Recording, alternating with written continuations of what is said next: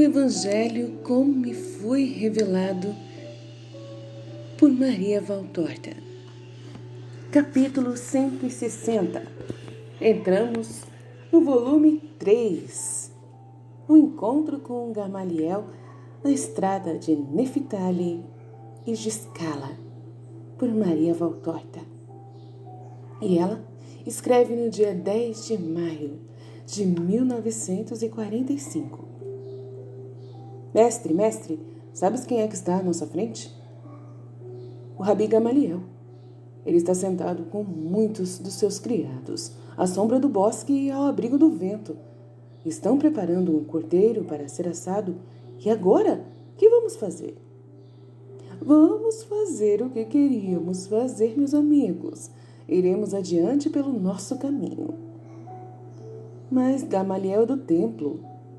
Gamaliel não é um traiçoeiro. Não tenhas medo.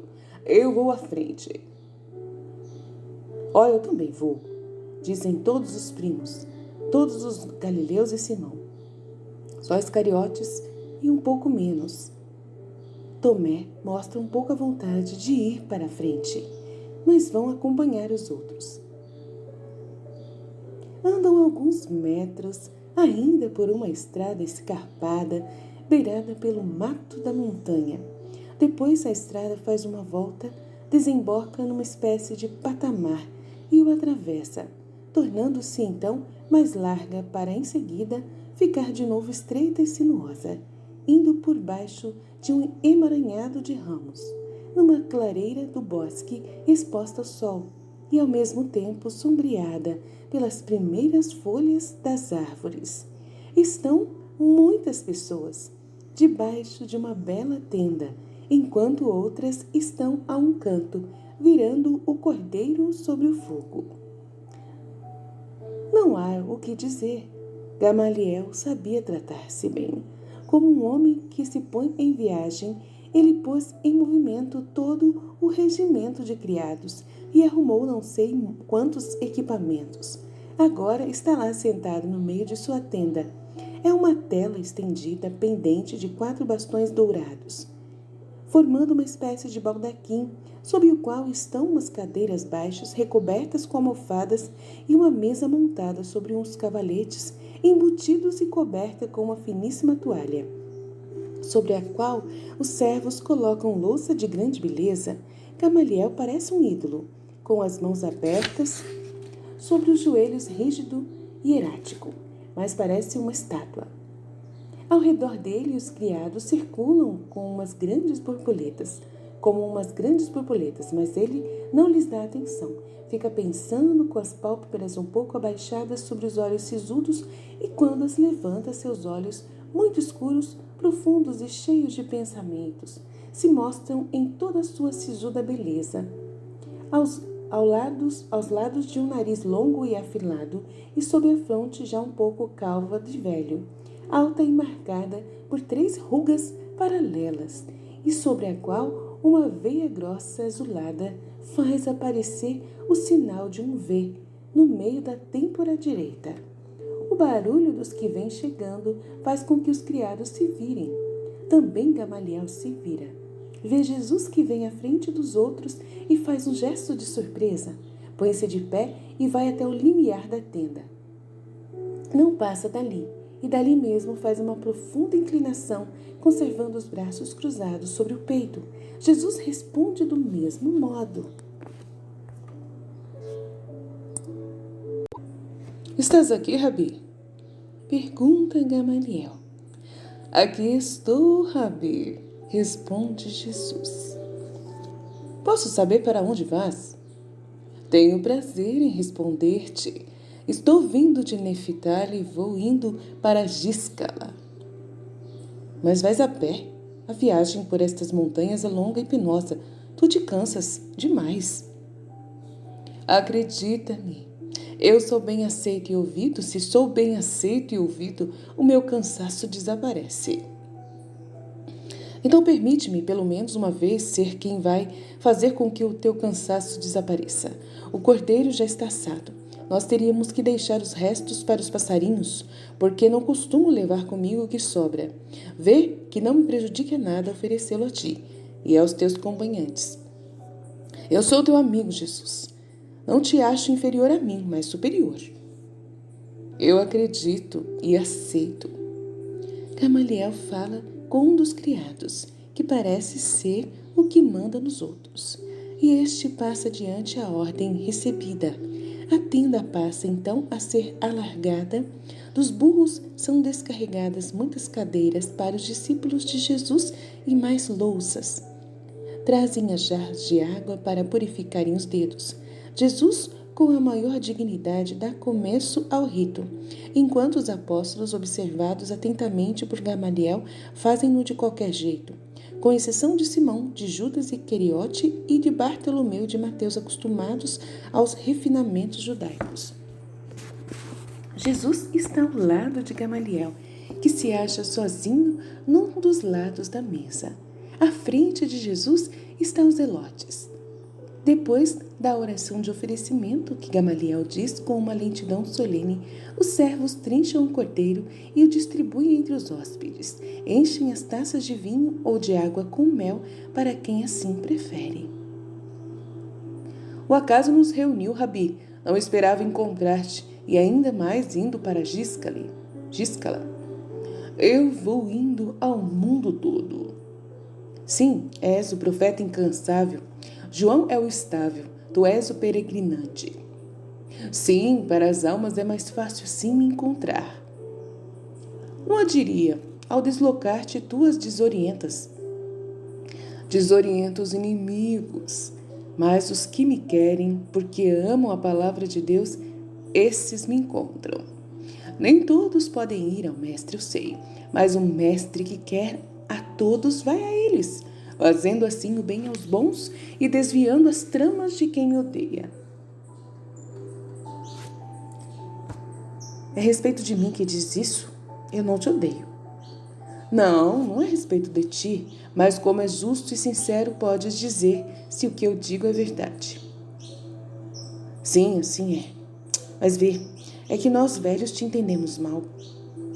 Sim, o velho Israel me compreende mal, para a sua desventura e porque assim quer. Não. Sim, Rabi. Ele não aplica sua vontade em procurar, entender o mestre. E quem se limita a fazer isso já faz um mal, ainda que seja um mal relativo. Muitos, ao invés disso, aplicam sua vontade em entender mal e em alterar as minhas palavras, para prejudicarem a Deus. Mas ele está acima das insídias humanas. Sim, mas cada alma que se desvia ou é desviada, e já é um desvio desfigurar diante de si mesmo, ou dos outros a minha palavra ou as minhas obras. Prejudica a Deus naquela alma que se perde. Cada alma que se perde é uma ferida feita a Deus. Gamaliel inclina a cabeça e fica pensando de olhos fechados. Depois, aperta a fronte com seus longos e magros dedos, fazendo um movimento involuntário de desgosto. Jesus o observa. Gamaliel levanta a cabeça, abre os olhos, olha para Jesus e diz: mas tu sabes que eu não sou destes. Eu sei, mas tu pertences aos primeiros. Oh, é verdade. Mas não é que eu não faça esforços para te compreender. É que a palavra para na minha mente e não passa daí. Minha mente a admira como palavra de um douto, mas o Espírito não pode recebê-la, Gamaliel, porque está entulhado demais com muitas coisas. E de coisas que já perderam valor. Há pouco tempo, vindo de Neftali, passei por um monte que se destaca na cordilheira. Tive prazer de passar por lá para ver a beleza dos dois lagos de Genezaré e de Merom, vistos lá do alto, como são vistos pelas águias e pelos anjos do Senhor, para dizer uma vez: obrigado, Senhor, pelas belezas que nos concedes ver. Pois bem, enquanto toda a contém esta coberta de flores e de árvores, que de tantas que são, estão como que esbarrando umas nas outras, enquanto as pradarias, os pomares e os bosques se cobrem de folhas e frutos, os loureiros exalando seu odor junto às oliveiras, preparando assim a neve das 1000 flores, quando o robusto carvalho parece tornar-se mais condescendente, ao deixar-se cobrir com as coroas das clematites e madressilvas. Enquanto isso, eis que naquele monte não há floradas, não há fertilidade, nem do homem nem da natureza. Todo o trabalho dos ventos, todas as canseiras dos homens daquele lugar abortam, porque as ruínas ciclópicas da antiga Hatzor entopem tudo, e entre um bloco de pedra e outro só pode crescer urtiga e a sarça, e servir de ninho para serpentes, Gamaliel. Eu te compreendo. Nós também somos uns escombros. Entendi a parábola, Jesus. Mas não posso agir de outro modo. As pedras estão profundamente enterradas. Alguém em quem tu crês te disse: as pedras tremerão as minhas últimas palavras. Mas por que ficar esperando as últimas palavras do Messias? Não ficarás com remorso por não teres querido acompanhar-me antes? As últimas, tristes palavras estas. Também por serem as de um amigo que está morrendo e que fomos ouvir tarde demais. Mas as minhas são muito mais do que palavras de um amigo. Tens razão, mas eu não posso. Fico esperando aquele sinal para crer. Quando um terreno está desolado, não basta um raio para desbravá-lo, pois o terreno não o recebe bem, e assim com as pedras que o cobrem trabalha, pelo menos para removê-las, Gamaliel. Senão, se elas ficarem assim, nas profundezas do teu ser, o próprio sinal ainda não te levará a crer. Gamaliel absorto se cala. A refeição chega ao fim. Jesus se levanta e diz: eu te dou graças, meu Deus, pela refeição e por ter podido falar ao sábio. E agradeço a ti, Gamaliel. Mestre, não te vás assim, tenho medo de que tenhas ficado com raiva de mim. Oh, não, podes crer em mim. Então não te vás, eu vou ao túmulo de Ileu. Não gostaria de ir lá comigo? Chegaremos lá em pouco tempo, porque tenho mulas e asnos para todos. Basta que tiremos deles as albardas que os criados levarão. Além disso, se abreviará o teu caminho no trecho mais difícil. De ir contigo até o túmulo de Eleu, não sinto desgosto, mas me sinto até honrado. Então vamos. Gamaliel dá suas ordens enquanto todos trabalham para desmontar aquele refeitório improvisado. Jesus e o rabino montam a cavalo, um ao lado do outro. Vão indo pela estrada íngreme e silenciosa, sobre a qual fazem um grande barulho os cascos ferrados. Gamaliel está calado. Só 2 vezes pergunta a Jesus se a cela está cômoda. Jesus responde, depois se cala, absorto em seus pensamentos, a tal ponto que nem vê quando Gamaliel, retendo um pouco a sua mula, deixa que ele passe para a frente, o tanto necessário para que ele possa estudar todos os seus movimentos. Os olhos do velho rabino parecem os olhos de um falcão que fixa a vista numa presa, de tão atentos que estão. Mas Jesus não percebe e vai calmamente, deixando-se levar pelo passo ondulante da cavalgura. Pensa, no entanto, aprecia os aspectos de todas as coisas que vão aparecendo ao seu lado. Estende a mão para apanhar um cacho pendente de cítiso dourado. Sorri para 2 passarinhos que estão fazendo seu ninho em um copado junípero. Para a mula, a fim de ouvir uma toute negra, e aprova, como que abençoando o grito aflito com que uma rola selvagem estimula ao trabalho seu companheiro. Tu gostas muito das ervas e dos animais, não é? Muito. Sou meu livro vivo. O homem tem sempre diante dos olhos os fundamentos para a fé. O Gênesis vive na natureza. Agora, se alguém souber ver, saberá também crer. Estas flores de tão suave perfume e a matéria com que foram feitas estas suas corolas pendentes, contrastando tanto com este junípero espinhoso e com aquela giesta agressiva. Pode tudo isso ter se feito por si mesmo? E olha lá, aquele pinta-roxo pode ter se feito assim sozinho, com aquela dedada de sangue dessecado sobre o seu pescoço flexível? E aquelas duas rolas, onde e como conseguiriam pintar-se com aquele colar de onix posto sobre o véu de suas penas cinzentas?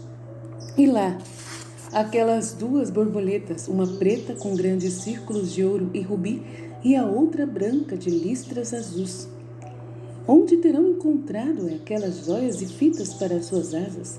E este rio é água. Tudo bem, mas de onde veio? Qual é a primeira fonte da água como elemento? Olhar já quer dizer crer, se soubermos ver. Olhar quer dizer crer. Mas nós olhamos pouco demais o Gênesis vivo que está à nossa frente. Ciência demais, Gamaliel, e muito pouco amor e muito pouca humildade. Gamaliel suspira e sacode a cabeça. Aí está, Jesus, já chegamos. Ali está sepultado Ileu. Vamos descer. Deixando aqui nossas cavalgaduras, um dos criados cuidará delas. Apeiam amarrando num tronco as duas mulas e se dirigem para o sepulcro que se destaca no monte, junto a uma grande casa completamente fechada. Eu costumo vir até aqui para meditar, em preparação para as festas de Israel, diz Gamaliel, mostrando a casa. Que a sabedoria te dê todas as luzes. E aqui Gamaliel mostra o sepulcro. Aqui venho para fazer preparação para a morte. Ele era um justo. Era um justo de boa vontade. Eu rezo junto às suas cinzas. Mas Gamaliel, Ileu não deve ensinar-te somente a morrer. Deve ensinar-te a viver. Como, mestre? O homem é grande quando se humilha. Foi a divisa preferida dele. Como sabes disso se não o conhecestes?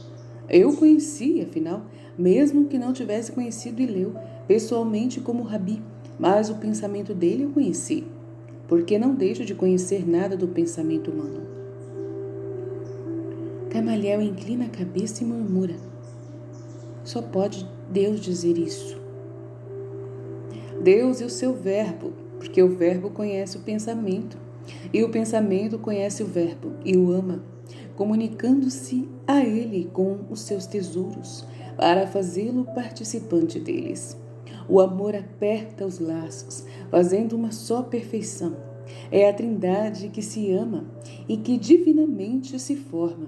Gera a si mesma, procede e se completa. Todo pensamento santo nasce na mente perfeita e se reflete na mente do justo. Pode então o verbo deixar de conhecer os pensamentos dos justos, que são os pensamentos do pensamento?